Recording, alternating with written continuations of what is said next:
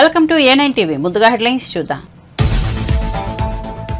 చంద్రబాబుకు ఓటేస్తే అనకొండ నోట్లో తలపెట్టినట్లేనన్న జగన్. 14 ఏళ్ల పాలనలో చంద్రబాబు ఒక్క హామీనైనా నెరవేర్చారా అని ప్రశ్న. పెన్షన్లు ఇంటికి రాకుండా చంద్రబాబు అడ్డుకున్నారని విమర్శ.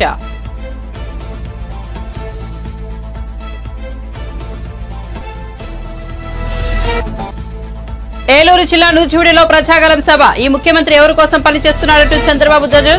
ఇతడేసే ఎంగిలి మెతుకులతో మనం బతకాలా అంటూ ఆగ్రహం.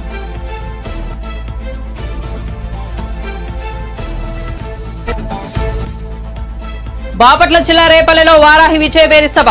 జనసేన కార్యకర్తల వల్లే తాను ఇన్నేళ్లు నిలబడగలనని పవన్ వెల్లడి. అడ్డగోలుగా దోచుకోవడం కుదరదు, ఇక్కడ పవన్ ఉన్నాడంటూ ఫైర్. ల్యాండ్ టైటిలింగ్ యాక్ట్ లో జగన్ కు లాభం కనిపించిందని విమర్శలు.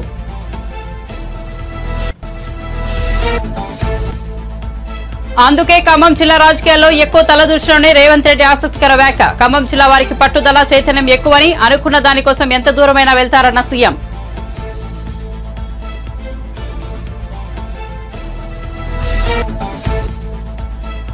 మహిళపై చేయి చేసుకున్న జీవన్ రెడ్డి వీడియోపై స్పందించిన కేటీఆర్. నిజామాబాద్ లోక్సభ నియోజకవర్గ పరిధిలో ఘటన. సోజ్ ఫస్ట్ చేసిన ట్వీట్ ను రీట్వీట్ చేసిన కేటీఆర్. కాంగ్రెస్ దురహంకారమని కేటీఆర్ ఆగ్రహం.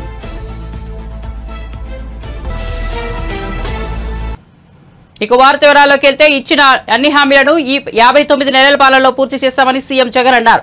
అన్ని హామీలను నెరవేర్చిన మీ బిడ్డ మీ ఆశీస్సుల కోసం మరోసారి మీ ముందుకు వచ్చానని అన్నారు. హిందూపురంలో నిర్వహించిన ప్రచార బేరీలో ఆయన ఈ వ్యాఖ్యలు చేశారు. మరో 9 రోజుల్లో ఎన్నికల కురుక్షేత్ర యుద్ధం జరగబోతోందని చెప్పారు. ఇది కేవలం ఎంపీలను ఎమ్మెల్యేలను ఎంచుకునే ఎన్నికలు మాత్రమే కాదని, మీ భవిష్యత్తును నిర్ణయించే ఎన్నికలని అన్నారు.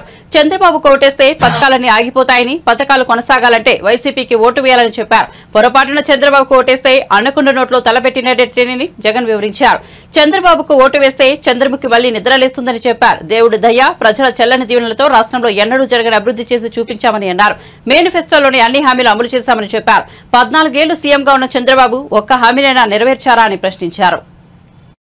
చంద్రబాబు వాడు అందరికీ అర్థమయ్యేలా 4 మాటలు మీ బిడ్డ చెప్తాడు. పిండి కొద్ది రొట్టె అనేది ఒక సామెత, ఒక నానుడు.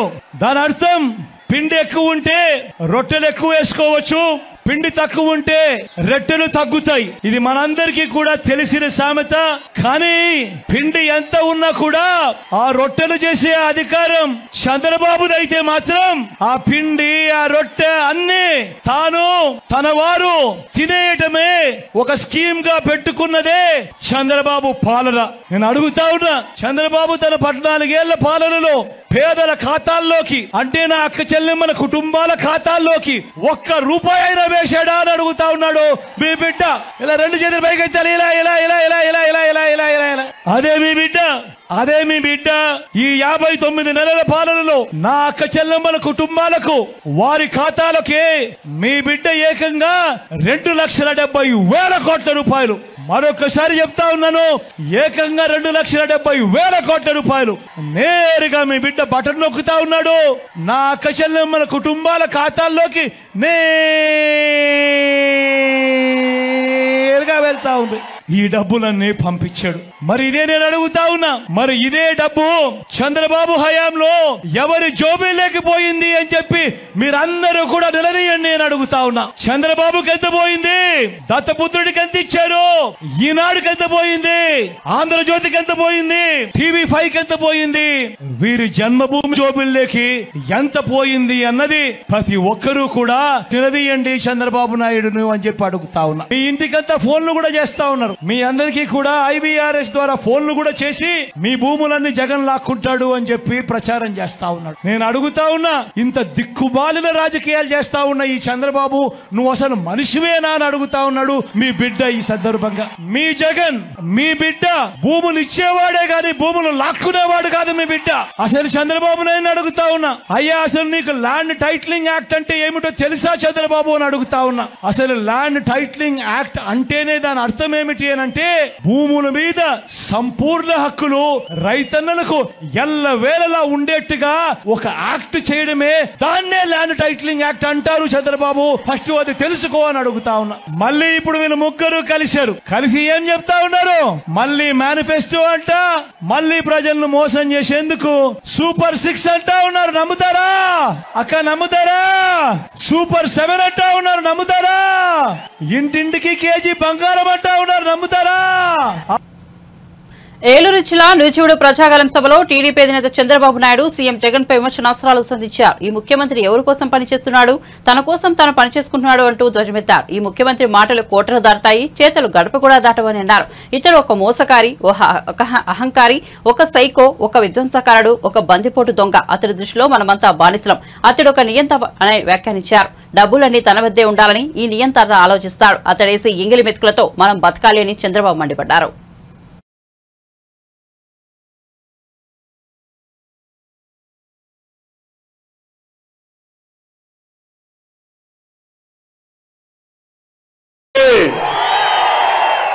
బ్రహ్మాండమైన మెజారిటీ గెలిపిస్తారని చెప్పి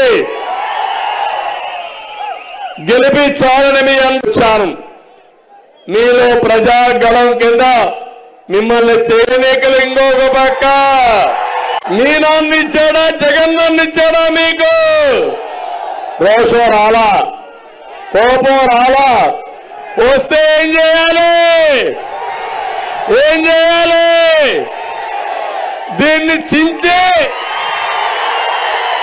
చిత్తుగా చేసి ఎక్కడ మారేయాలి? ఎక్కడ మారేయాలి? డస్ట్ వల్ల మారేయాలి.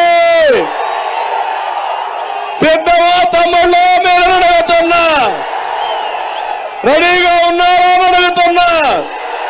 రోషం వచ్చిందా లేదా మీకు?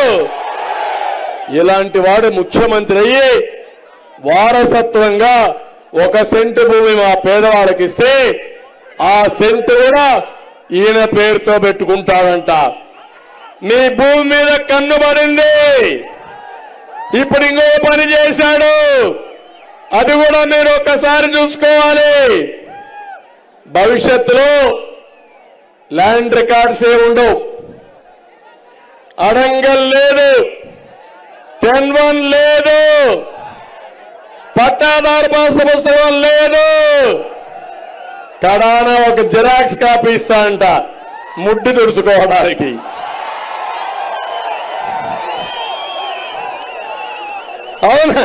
అవునా కాదా? రద్దు చేయాలా లేదా? రద్దు చేయాలంటే గట్టిగా చెప్పండి. నేను అడుగుతున్నా, భరోసా ఇస్తాడంట ఈ జగన్మోహన్ రెడ్డి. నా ఆస్తిని దగ్గర పెట్టుకొని నాకు భరోసా ఇస్తావా? ఎవడిచ్చాడు నీకు అధికారం? నీకు అధికారం ఇచ్చింది 5 ఏళ్ళు, అయిపోయింది 5 ఏళ్ళు. మే 13తో నీ డేట్ అయిపోయింది. నీ అధికారానికి చెల్లు చీటి. బాపట్ల జిల్లా రేపల్లెలో నిర్వహించిన వారాహి విజయబేరి సభకు జనసేనాని పవన్ కళ్యాణ్ హాజరయ్యారు. ఈ సందర్భంగా ఆయన ప్రసంగిస్తూ తాను అనేక సవాళ్లు ఎదుర్కొని టీడీపీకి అండగా నిలబడగలిగానంటే అందుకు కారణం జన సైనికులు, వీర మహిళలేనని అన్నారు. తాను ఓడిపోయినప్పటికీ బలంగా నిలబడగలనంటే అందుకు కారణం జనసేన పార్టీ కార్యకర్తలేనని స్పష్టం చేశారు. ఎన్నో ఉలిదెబ్బలు తట్టుకున్న శిల అందమైన విగ్రహంలా మారుతుందని, ఈ దశాబ్ద కాలంలో ఎదుర్కొన్న ఎదురు దెబ్బలతో జనసేన పార్టీకి కూడా ఒక అందమైన రూపు వస్తుందని భావిస్తున్నట్లు తెలిపారు. అనగానే సత్యప్రసాద్ గారు లాంటి వాళ్ళు కలుపుకెళ్ళాలి, అలాగే మన చంద్రశేఖర్ గారిని కలుపుకెళ్ళాలి. వీళ్ళందరికీ ఎందుకు? నేను ఒకటే అనుకున్నా, నేను బతికుండగా ఈ రాష్ట్రానికి అన్యాయం జరగనివ్వను, తెలుగు ప్రజల ఐక్యతకి అన్యాయం జరగనివ్వను, భారతదేశ సమగ్రతకి అన్యాయం జరగనివ్వను, భంగం వాటిల్లనివ్వను. పొలాల్లో నిలిచిపోయిన డ్రైన్లు పారుదల గాక కుళ్ళిపోతా ఉంది. ఇక్కడ ఒక్క మన రేపల్లె సమస్య కాదు, ఏ మూలకెళ్ళిన ఇదే సమస్య. మనకి ముఖ్యంగా అరవపల్లి, ఉప్పూడి పరిసరాల డ్రైన్లు, వాటిని మీరు చూడండి. అక్కడ వెళ్ళి చూస్తే గుర్రపు డెక్క, నాచు, ప్లాస్టిక్, రకరకాల నానా వ్యర్థాలతో నిండిపోయింది. ఎవరు బాధ్యత తీసుకుంటారు? ఎవరు మాట్లాడతారు? మనకి బాధ్యత గల నాయకులు కావాలి. కూర్చున్న ఎమ్మెల్యేలు తెలంగాణ నుంచి, కర్ణాటక నుంచి ఇళ్లకొచ్చి ప్యాకాట క్లబ్బులు నడిపించడం తప్ప వీళ్ళకి డ్రైన్లు పొడ్చాలని, డ్రైన్లు శుద్ధి చేయాలని బాధ్యత లేదు వీళ్ళకి. ఎంత దారుణంగా ఉంది పరిస్థితి. అరే, అన్నం పెట్టే రైతుకి అండగా లేని కాడికి ఎందుకు? మరి చుట్టుపక్కల మన జీవనదులు బోల్డన్ ఉన్నాయి, మనకి ఇన్ని పంట కాలువలు ఉన్నాయి, ఇన్ని ఇరిగేషన్ ప్రాజెక్టులు ఉన్నాయి, ఇంకా తాగునీటికి సమస్య ఉంది. ఏ నియోజకవర్గంకి వెళ్ళు తాగునీటి సమస్య. ఒక జల్ జీవన్ మిషన్ కేంద్ర ప్రభుత్వానికి ఉంది, ప్రధానమంత్రి గారు స్టార్ట్ చేసింది. ప్రతి ఇంటికి రక్షిత మంచినీరు కుళాయి కావాలని నిధులు వచ్చినాయి, 100 కోట్ల నిధులు వచ్చినాయి. ప్రతి నియోజక జిల్లాకి డబ్బులు సద్వినియోగం చేయాల, దాంట్లో డబ్బులు కొట్టేద్దాం అనుకుంటున్నారు తప్ప ఒక్కొక్క ఇంటికి ఒక కుళాయి పెట్టాలి, డబ్బులు వస్తున్నాయి, డబ్బులు ఉన్నాయి. అరే అన్ని మాటల మీద వెనక్కి తీసుకొని కనీసం తాగునీటి అవసరాలు కూడా తీర్చలేని ప్రభుత్వం.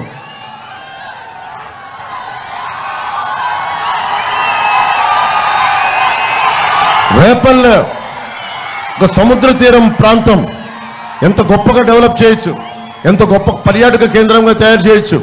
కానీ ఇది పేకాటకి కేర్ ఆఫ్ అడ్రస్గా అయిపోయింది. పేకాటకి యువతకి మనం ఏం చెప్తాం? పేకాటక. అటు మనం గుడివాడికి వెళ్తే పేకాట క్లబ్లు, బందరికి వెళ్తే పేకాట క్లబ్లు, అటు ఉత్తరాంధ్ర వెళ్తే పేకాట క్లబ్లు, మట్టి మాఫియాలు, దోపిడీలు, దాడులు తప్ప ఒక్క అభివృద్ధి లేదు. మాట్లాడదామంటే భయపెడతారు, నోరు తెరుద్దామంటే గొంతులోకేద్దాం ఉంటారు. అరే బలంగా అంటే అందరినీ మనకి విచ్ఛిన్నం చేద్దామని. మనం భయపడితే సమాజంలో అభివృద్ధి రాదు. నేను మీకు ధైర్యం ఇవ్వడానికి వచ్చాను. మీ ప్రాణానికి నా ప్రాణం అడ్డు. అభివృద్ధి జరగాలి.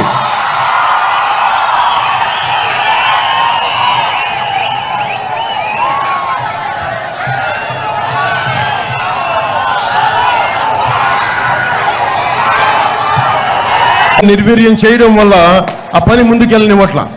అలాగే మనం కూర్చోబెట్టి స్వభావం రీత్యా ఇది ఇసుక నేల, డ్రైనేజ్ మురికి నీరు బయటికి రావడం వల్ల అస్తవ్యస్తంగా అయిపోద్ది. దీని గురించి మాట్లాడేవాడెవడు? పేకాట క్లబ్ల మీద ఉన్న జోరు హుషారు ప్రజా సమస్యల మీద, తాగునీటి సమస్యల మీద లేదు. ఇందాక చెప్పినట్టుగా land titling act, land grabbing act, అది జగన్ ల్యాండ్ గ్రాబింగ్ యాక్ట్. అది ముందు ఏం చేశాడు? ఖమ్మం జిల్లా వారికి పట్టుదల చైతన్యం ఎక్కువని, అనుకున్న దానికోసం ఎంత దూరమైనా వెళ్తారని, అందుకే తాను ఖమ్మం జిల్లా రాజకీయాల్లో ఎక్కువగా తలదూర్చునని ముఖ్యమంత్రి రేవంత్ రెడ్డి ఆసక్తికర వ్యాఖ్యలు చేశారు. శనివారం ఖమ్మంలో నిర్వహించిన కాంగ్రెస్ జనదేశ సభలో ఆయన పాల్గొన్నారు. ఈ సందర్భంగా మాట్లాడుతూ ఖమ్మం జిల్లా ప్రజలపై ఉప ముఖ్యమంత్రి బట్టి విక్రమార్కపై ప్రశంసలు కురిపించారు. ఉమ్మడి ఖమ్మం జిల్లా పోరాటం, చైతన్యం, పట్టుదల మిగతా తెలంగాణ ప్రాంతానికి ఆదర్శం. మా మిత్రుడు బట్టి విక్రమార్క అప్పుడప్పుడు నవ్వుతూ అంటుంటూ, అయ్యా నాయన ఎవరితోనైనా పెట్టుకోవచ్చు కానీ మీ ఖమ్మం జిల్లా వాళ్ళతో పెట్టుకోవద్దు అంటున్నాను. ఎందుకంటే మీరు అనుకున్న దానికోసం ఎంత దూరమైనా వెళ్లి కొడతానని పేర్కొన్నారు. ఖమ్మంలో 100 మీటర్ల గోతి తీసి పాతి పెట్టింది ఈ ఖమ్మం జిల్లా అని నేను చెప్పదలుచుకున్నా. అందుకే మిత్రులారా, మీ చైతన్యం, మీ పోరాటం, మీ పట్టుదల మిగతా తెలంగాణ ప్రాంతానికి ఆదర్శం. మా మిత్రుడు బట్టి విక్రమార్క గారితో నేను అప్పుడప్పుడు అంటుంటా, నవ్వుకుంటా, అయ్యా నాయన ఎవరితోనైనా పెట్టుకోవచ్చు కానీ మీ ఖమ్మం జిల్లా వాళ్ళతో పెట్టుకోవద్దు.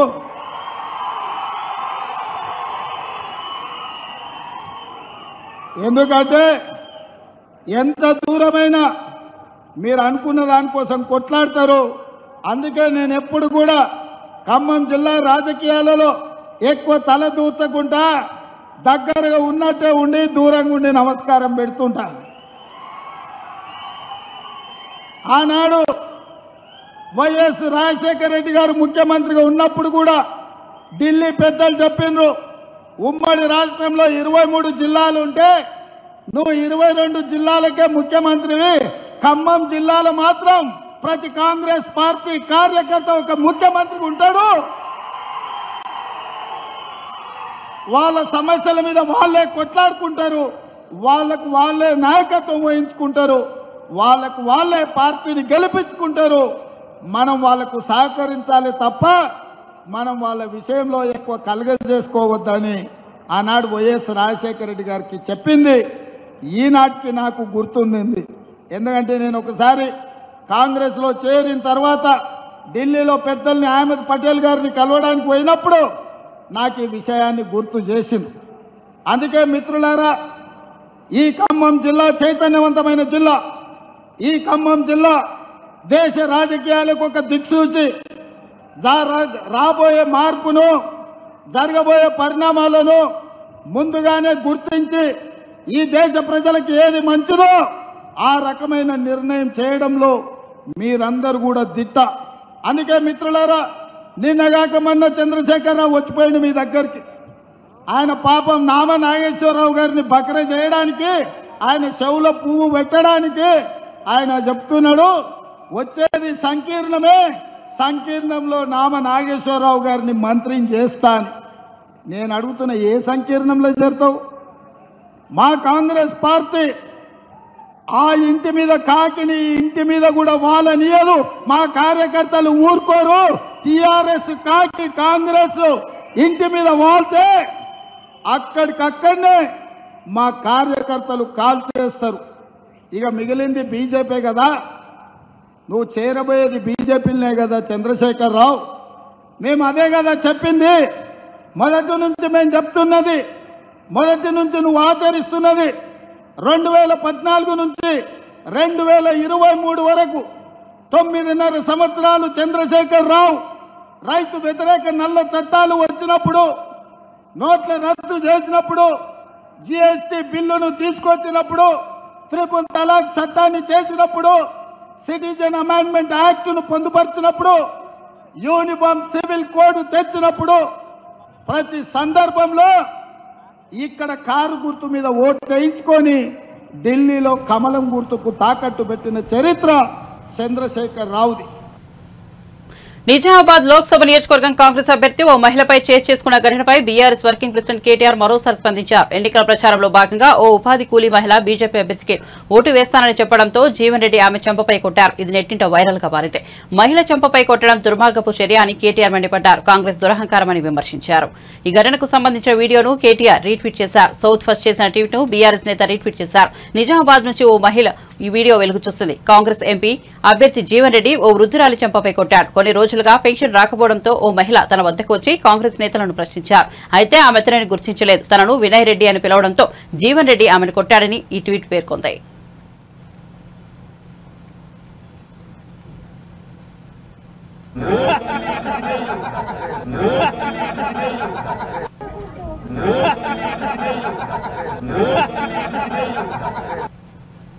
ల్యాండ్ టైటిలింగ్ యాక్ట్పై విపక్షాలు దుమ్మెత్తిపోస్తుండటం పట్ల ఏపీ ప్రభుత్వ సలహాదారు సజ్జల రామకృష్ణారెడ్డి మీడియా సమావేశం నిర్వహించారు.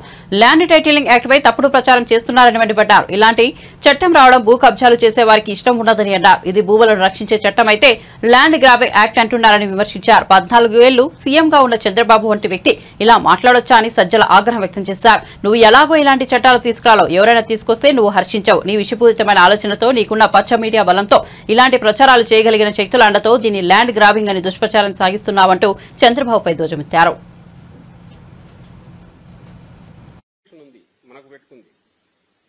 సమగ్ర భూ సర్వే జరగాలి.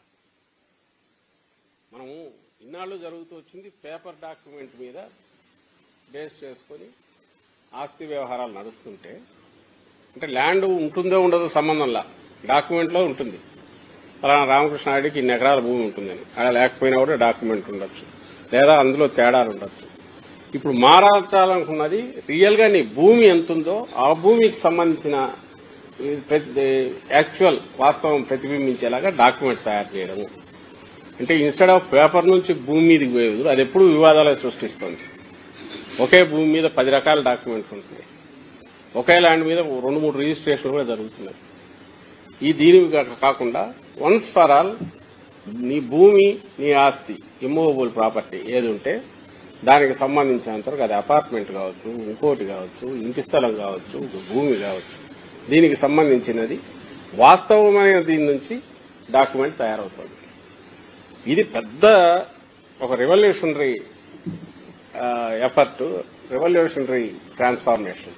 ఇది ఏం ఓవర్ నైట్ ఎందుకు అవుతుంది? టైం పడుతుంది. పట్టడానికి ముందు సర్వే, సమగ్ర సర్వే జరగాల. ఆ యాక్టివిటీ ఇప్పుడు నడుస్తోంది. అసలు నాకు అర్థం కాదు ఏదంటే, ఇప్పుడు వీళ్ళు అంటున్న ఏ ఆరోపణలు చేస్తుంటారు. ఈ రోజు కూడా అన్యాయం అనేవి చేశారు. అసలు రైతులు ఏడంట, ఎవడో సాంబశివుడు అని ఎవడో ఇంకోటి ఎవరో చెప్పి ఈనాడు బ్యానర్ స్టోర్ రాశారు. లేని రైతు, అసలు రైతు లేడు, భూమి లేదు, అసలు జరిగింది వాస్తవం కాదు, ఏమీ లేదు, ఒక కథ కల్పిత కథ రాసేసి జనం మీద వదిలేశారు. కేవలం సర్క్యులేషన్ ఉంది కదా అని చెప్పి నమ్ముతారు. అక్షరం అంటే ఇప్పటికే గౌరవం ఉంటుంది, వాస్తవం ఉంటుంది అని అనుకుంటారు కాబట్టి నమ్ముతారు. వేసి రాసి పడేశాడు జనం మీద. ఇక్కడ కూడా అంతే. మిగిలిన వీళ్ళ ప్రచారం ఇది కాక IVRS కాల్స్ రకరకాలు ఇది పెడుతున్నారు. రోజు ఆరోపణలు, ల్యాండ్ గ్రాబింగ్ అంటాడు. ఆయనకాయన చంద్రబాబు అని ఆయనకాయనే దాని మీద లాక్కుంటూ రోజు ఉపన్యాసాలు ఇస్తున్నారు. నిజంగా ల్యాండ్ గ్రాబింగ్ అనేది ఎప్పుడు జరిగిందంటే 14-19 మధ్య టీడీపీ హయాంలో జరిగింది. దానికి చెక్ పెట్టడానికి ఇప్పుడు జగన్మోహన్ రెడ్డి గారు తీసుకొస్తున్నారు. మీకు గుర్తుందా? బాగా మీకు గుర్తుందా? వెబ్ల్యాండ్ అని తెచ్చినప్పుడు, వెబ్ల్యాండ్ అనేది తెచ్చి డిజిటలైజేషన్ చేస్తున్నామని మొదలుపెట్టిన దాంట్లో కింద పేర్లు మార్చి, పేరు ఒక రైతుది ఒక పేరు ఉంటే ఆ పేరు తీసేసి ఇంకో పేరు పెట్టి చేసుకుని తమకున్న అధికార బలంతోనో లేక రాజకీయ బలంతోనో కండ బలంతోనో ధన బలంతోనో దాని మీద డాక్యుమెంట్ చేసుకుని సేల్ చేసేసి రిజిస్టర్ చేసేసి డబ్బులు తీసుకుని కూడా ఇస్తే 1000 ఎకరాలు ఈ రోజుకు డిస్ప్యూట్ రిజాల్వ్ కాల. తెలియదా? అందరికీ ప్రజలకు తెలియదా? రైతులకు తెలియదా? 1000 ఎకరాలు ఎందుకంటే పేపర్ మీద ఉంటే చాలు. రిజిస్ట్రేషన్కి ఏముంది? పేపర్ మీద డాక్యుమెంట్ ఉంది, రిజిస్టర్ చేసేసారు, లిటిగేషన్ స్టార్ట్ అయింది. ఈ రోజుకు రిజాల్వ్ కావట్లా. ఎందుకంటే మళ్ళీ ఆర్డీఓకి చేసుకోవాలి, ఆర్డీఓ నుంచి మళ్ళీ జేసీ దగ్గర కాకపోతే తర్వాత మళ్ళీ కోర్టుకు పోవాలి, లేదా కోర్టుకు పోయినా మళ్ళీ ఇక్కడికే రెఫర్ చేస్తారు. ఇది ఒకటైతే ఇంకా క్లాసిక్ ఎగ్జాంపుల్ చెప్పేదా? CRDA ఏరియా మ్యూటేషన్ అనేది ఫైనల్. ఒకరి దగ్గర నుంచి ఇంకొకరి దగ్గరికి పేరు మారాలంటే ఫైనల్ చేసేస్తే ఒక సుబ్బరాయుడు అనే పేరు. వైఎస్ఆర్సీపీ పాలనలో మహిళలకు శాంతి భద్రతలు కరువయ్యాయని బీజేపీ నాయకురాలు షాదినేని యామిని శర్మ విమర్శించారు. విజయవాడలోని బీజేపీ కార్యాలయంలో కూటమి నేతలతో ఆమె ప్రత్యేక సమావేశం నిర్వహించారు. సీఎం నివాసానికి సమీపంలో అఘాయిత్యాలు జరుగుతున్నా నిందితులపై కఠిన చర్యలు తీసుకోలేదని మండిపడ్డారు. వైఎస్ఆర్సీపీ ప్రభుత్వం యువతను డ్రగ్స్, గాంజాయికి బానిసలను చేసిందని ఆమె దుయ్యబట్టారు. భద్రత అలాగే ఈ రాష్ట్ర ప్రజల శాంతి భద్రతల పైన ఏమాత్రము పట్టింపు లేకుండా ఈ ప్రభుత్వ పాలన సాగింది. వందలాది మంది మహిళల పైన లేదా ప్రజల పైన కంటిన్యూస్ గా దాడులు జరుగుతుంటే ఆ ప్రభుత్వాన్ని, ఆ పాలనని ఏమనాలి? మన రాష్ట్రంలో చూస్తే గడిచినటువంటి వైసీపీ పాలనలో 650కి పైగా మహిళల పైన అత్యంత దారుణమైనటువంటి ఘటనలు జరిగాయి. ఇన్ని వందలాది సంఖ్యలో ఘటనలు జరుగుతున్నప్పటికీ కూడా ప్రభుత్వము, ముఖ్యమంత్రి గారు మహిళలు 2 హోంమంత్రిలాగా పనిచేశారు. వారు లేదా మహిళా కమిషను నిమ్మకి నీరెత్తినట్టుగా ఉన్నారు. అంటే దీన్ని బట్టి ఏమర్థం చేసుకోవాలి? మనకు అర్థం కావట్లేదు. ఈ ప్రభుత్వము అసమర్థ పాలన, అసమర్థ ప్రభుత్వము, చేతగాని ప్రభుత్వము, ఏమాత్రము బాధ్యత లేనటువంటి ప్రభుత్వము, నిర్లక్ష్యంతో కూడినటువంటి ప్రభుత్వం అని చెప్పని మనకు తెలుస్తూ ఉంది. 2019 నుంచి 21 వరకు ఉన్నటువంటి మనం NCRB రిపోర్ట్ తీస్తే గనక అక్షరాల 22,278 మహిళలు, దాంట్లో 7,920 మంది బాలికలు, వారందరూ మిస్సింగ్ అయిపోయారు. మిస్సింగ్ అంటే కనపడట్లేదు ఈ రాష్ట్రంలో. అప్పుడప్పుడు వచ్చి డీజీపీ లేదా కొంతమంది ఎస్పీలు వచ్చి మాట్లాడతారు, మా రాష్ట్రంలో మా పోలీసు వ్యవస్థ బాగా భద్రతనిస్తుందని. మేము ప్రశ్నిస్తున్నాం, పదే అడిగాము శ్వేతపత్రం రిలీజ్ చేయమని. కానీ ఇంతవరకైనా సరైన లెక్కలు చెప్పారా? ఆ 22,000 మంది పేర్లు వీళ్ళు, లేదా అందులో ఎంతమంది తిరిగి తెచ్చాము? ఒకవేళ నేరాలు జరిగి ఉంటే కనుక, కిడ్నాపులు ఇట్లాంటివి జరిగి ఉంటే వారిపైన పలానా సెక్షన్ కింద, పలానా చట్టం కింద కేసులు పెట్టాము అని చెప్పని ఏమైనా చెప్పే ధైర్యం నిజంగా ఈ రోజున రాష్ట్ర ప్రభుత్వానికి ఉందా? వ్యభిచారం కోసం మహిళలను అక్రమ రవాణా, హ్యూమన్ ట్రాఫికింగ్ చేసేటటువంటి రాష్ట్రాల్లో ఆంధ్రప్రదేశ్ 3వ స్థానంలో ఉంది. అభివృద్ధిలో నెంబర్ 1 స్థానంగా ఉన్నటువంటి రాష్ట్రము, ఉండాల్సినటువంటి అన్ని సహజ వనరులు ఉండి అభివృద్ధిలో నెంబర్ 1 సాధించాల్సినటువంటి ఉండాల్సినటువంటి రాష్ట్రము ఈ రోజున హ్యూమన్ ట్రాఫికింగ్ లో 3rd ప్లేస్లో ఉంది. డ్రగ్స్ మనందరూ తెలిసిందే, వేలాది కిలోల డ్రగ్స్ కానీ, గంజాయి, లక్షల మద్యాన్ని ఏమంటారు లీటర్లు ఏరులై పారుతున్నటువంటి మద్యానికి కేర్ ఆఫ్ అడ్రస్ లాగా నెంబర్ 1 లాగా ఉంది. కానీ ప్రజలని రక్షించే క్రమంలో అట్టడుగు స్థాయిలో ఈ రాష్ట్రం ఉంది. దీనివల్ల మహిళలు ఇప్పుడు చాలా చోట్ల చూసాము, సీఎం ఇంటి పక్కనే జరిగింది. దానికి కారణాలు ఎవరు? అక్కడ సీతానగరం దగ్గర జరిగినప్పుడు బ్లేడ్ బ్యాచ్, అక్కడ ఉన్నటువంటి గంజాయి బ్యాచ్ కాదా? అలా రాష్ట్రంలో చూస్తే గుంటూరులో నడి బొడ్డున ఒక అమ్మాయిని నరికి చంపారు. ఇక్కడ విజయవాడ ప్రభుత్వ ఆసుపత్రిలో ఒక అమ్మాయి పైన అత్యాచారం జరిగింది. సీఎం సొంత జిల్లా కడప జిల్లాలో, అలాగే పులివెందులలో కూడా మహిళ పైన అత్యాచారం జరిగింది. ఎంతో మంది ఎస్సీ మహిళల పైన, దళిత గిరిజనుల పైన కేసీఆర్ ఏం చేస్తే దానికి వ్యతిరేకంగా చేయాలన్న ధోరణిలో ముఖ్యమంత్రి రేవంత్ రెడ్డి వైఖరి ఉందని బీఆర్ఎస్ వర్కింగ్ ప్రెసిడెంట్ మాజీ మంత్రి కేటీఆర్ ఆరోపించారు. రాజన్న సిరిసిల్ల జిల్లా సిరిసిల్ల పట్టణంలోని తెలంగాణ భవన్లో ఏర్పాటు చేసిన మీడియా సమావేశంలో మాట్లాడారు. కొత్త జిల్లాల ఏర్పాటు ప్రజల ఆకాంక్షకు అనుగుణంగా ప్రజా ఉద్యమాలలో ఏర్పాటు చేసినట్లు కేటీఆర్ చెప్పారు. పార్లమెంట్ స్థాయికి ఒక జిల్లా ఉండాలని కాంగ్రెస్ నేతలు చెబుతున్నారని వివరించారు. 33 జిల్లాలో ఏ జిల్లాలను తొలగిస్తారో ఏ జిల్లాలను ఉంచుతారో వెల్లడించాలని డిమాండ్ చేశారు. రుణమాఫీ 6 గ్యారంటీల అమలుపై రేవంత్ రెడ్డి తేదీలు మార్చుతున్నారని ఎద్దేవా చేశారు.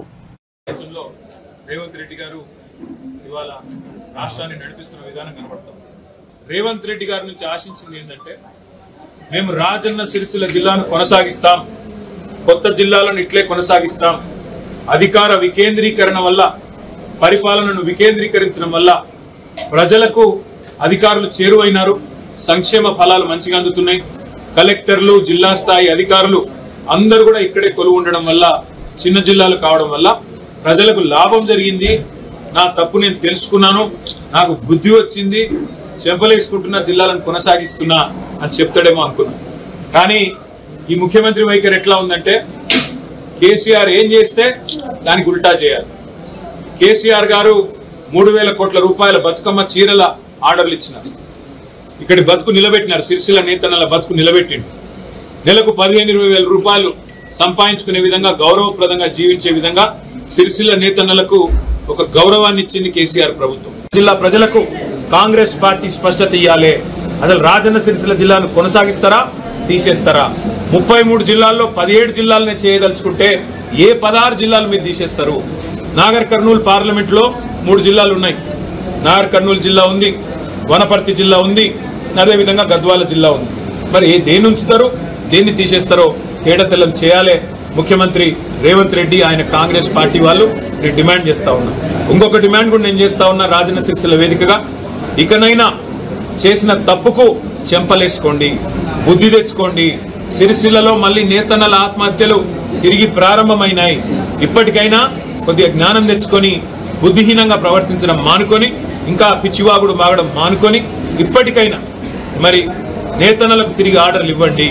ఇచ్చి బతుకమ్మ చీరకు మేము 3,000 కోట్ల ఆర్డర్లు ఇస్తే 5-6 ఏళ్లలో నీకు దమ్ముంటే 6,000 కోట్ల ఆర్డర్లు ఇ, ఇంకా మంచి చీరలు తయారు చేయించు, లేదా కాటన్ పరిశ్రమకు ఊతమిచ్చే విధంగా వ్యవహరించు.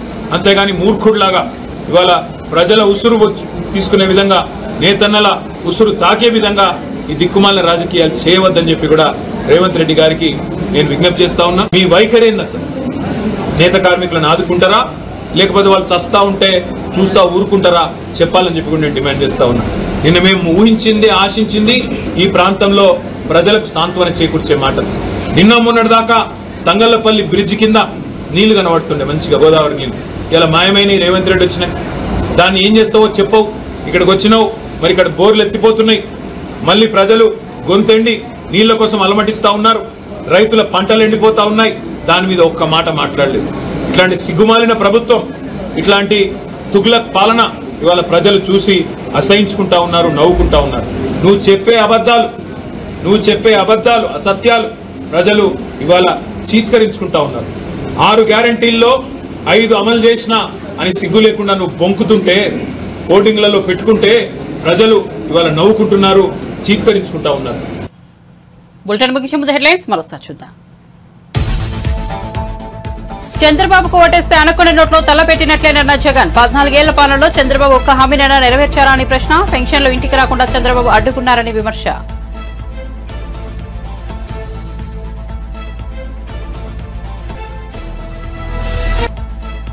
ఏలూరు జిల్లా నూజివీడులో ప్రజాగలం సభ. ఈ ముఖ్యమంత్రి ఎవరి కోసం పనిచేస్తున్నారంటూ చంద్రబాబు ధృతం. ఇతడేసే ఎంగిలి వెతుకులతో మనం బతకాలా అంటూ ఆగ్రహం.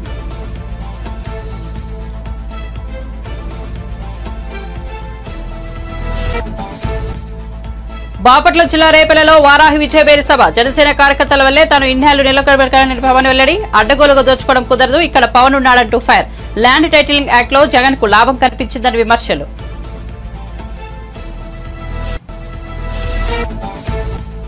అందుకే ఖమ్మం జిల్లా రాజకీయాల్లో ఎక్కువ తలదూర్చడమని రేవంత్ రెడ్డి ఆసక్తికర వ్యాఖ్య. ఖమ్మం జిల్లా వారికి పట్టుదల, చైతన్యం ఎక్కువని, అనుకున్న దానికోసం ఎంత దూరమైనా వెళ్తారన్న సీఎం.